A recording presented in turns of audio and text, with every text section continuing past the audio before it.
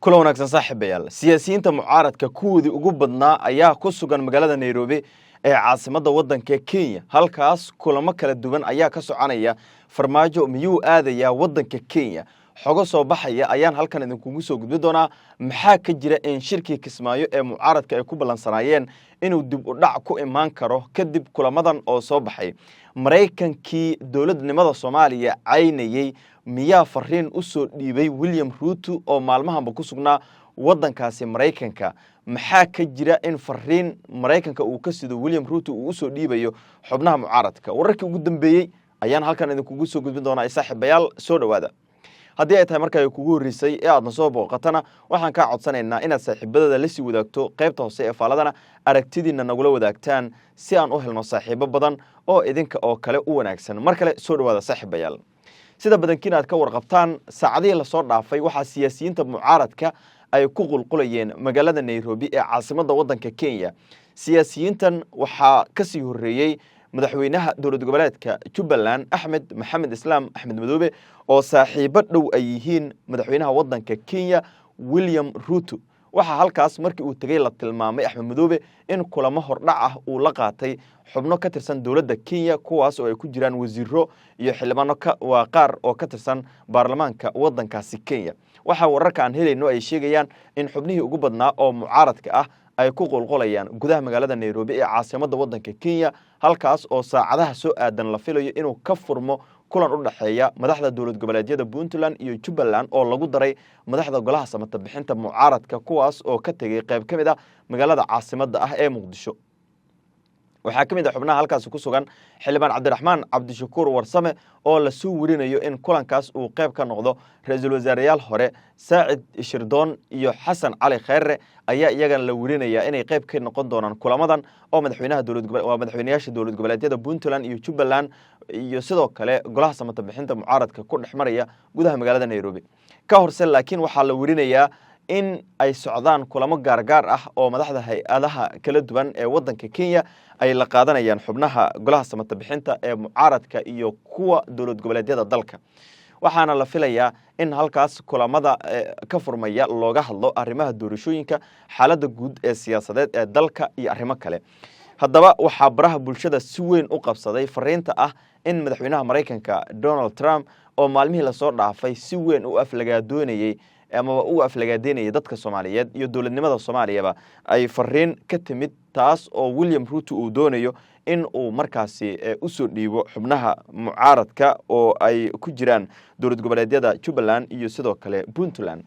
lama oga fariintaas waxa ay tahay laakiin waxa wararku ay sheegayaan in William Ruto uu dhawaan ka yimid waddankaasi Mareykanka taasi oo keentay in mar kale ay doonayaan in Mareykanku uu Soomaaliya markaasi ku qasbo wax aysan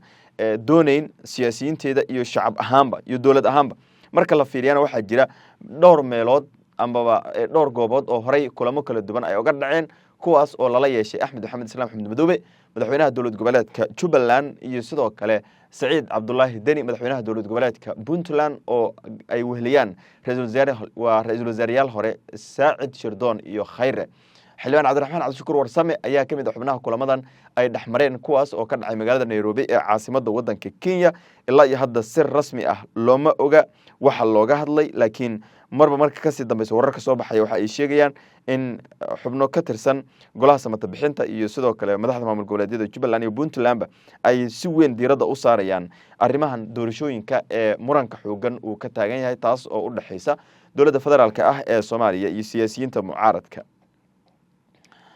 ilaa iyo hadda si gaar ah looma oga ajendaha rasmiga ah ee kulankaas looga hadli doono dhinaca kale waxa abaabul sanaga ka socda magaalada Kismaayo oo xarun kumeel gaar u ah dowlad goboleedka Jubbaland halkaas oo saacadihii la soo dhaafay iyadana laga dareemayay dhaqdhaqaaq aad u xoogan oo siyaasadeed taas oo looga gol leeyahay sidoo kalena kulamo gogol xaar u ah kulan weynaha golaha mustaqbalka markaasi ay ka dhacayaan gudaha magaalada Kismaayo waxaana la warinayaa in xaalku marba marka ka sii dambaysa uu aad u sii dabargo ama aad u sii cakirnaanayo mana jirto xal rasmi ah oo ilaa iyo hadda laga gaaray muranka doorashada iyo guddiga la sheegay in villa Soomaaliya uu dhinaceeda u raran yahay oo iyadaba aan iraadne keensatay taasi oo baarlamaanka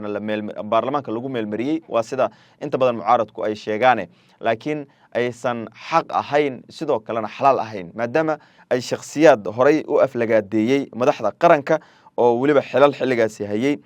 xilligaana tartamayaal ah sida ay cadaalad markaasi ugu fali karaan ilaa hadda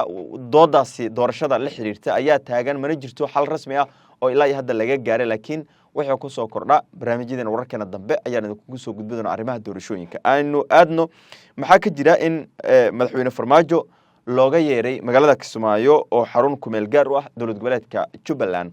daqiiqadii ugu dambeeyay wararkan iyo warar kale oo la xiriira in Kismaayo iyo Nairobi uu tagayo madaxweyne Farmaajo ayaa soo bixisay laakiin ka hor aaditaankiisa waxaa la wariyay in daqiiqadii ugu dambeeyay ama maalmihii ugu dambeeyayba uu waday kulamo siyaasadeed oo u dhaxeeyay siyaasiyiin Soomaaliyeed iyo isaga oo madaxweyne hore soo noqday waxaa sidoo kale la warinayaa in guriga uu ka degan yahay Muqdisho astaanta xisbiga uu doonayo in uu dalkan doorashadu ku galo uu durba soo dhigsaday sidoo kalena la dareemayo buuq zaxmad aad u ciriiri ah ama zaxmad aad u badan oo gurigiisa la xiriirta dhalinyarada qeybaha kala duwan leh ayuu la kulmay gaar ahaan kuwa aaladaha kala duwan TikTok, Facebook iyo YouTube ka ku jira kuwaas oo uu u arko in ay dhisi karaan ama qayb ka qaadan karaan baahinta muuqaalada iyo sawirada tooska ee dhinaca Villa Farmaajo ka yimaada